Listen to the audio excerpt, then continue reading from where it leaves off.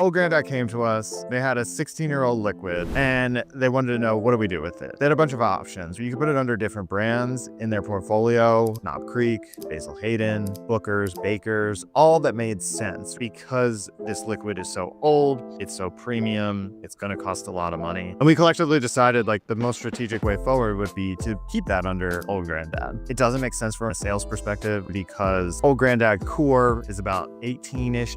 They didn't really have anything even remotely close to a $200 bottle. And it seems a bit silly if you ask the layperson, should I put a super premium offering on something that is closer to a value brand? But the thing that we uncovered is the mash bill that a lot of their small batch products use, Basil Hayden, Knob Creek, Booker's, Baker's, is the Old Grandad mash bill. It's one of the best mash bills in bourbon. Because you use that, it has this deep DNA connection to the master brand, Old Grandad. From a heritage perspective, makes sense to put that liquid underneath.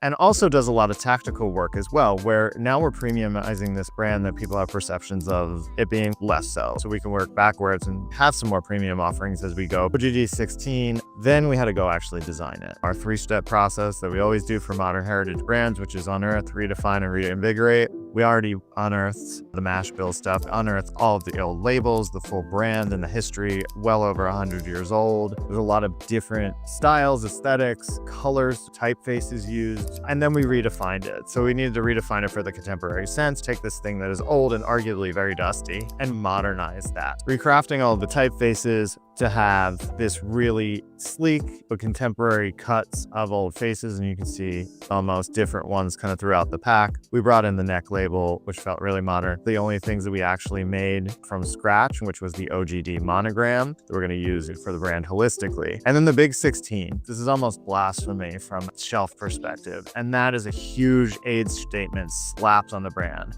But if you go back to history and back to pre-prohibition era, they used to literally stamp bottled in bond, like with the stamp right onto these packs. And so we used that, brought it into more contemporary and modernized it. Every single mark, like we do on every project, no matter what it is, whether it's packaging or branding, comes from the brand's history. It comes from old ephemera, old labels, all the typefaces. We've just taken those and modernized them for the current consumers.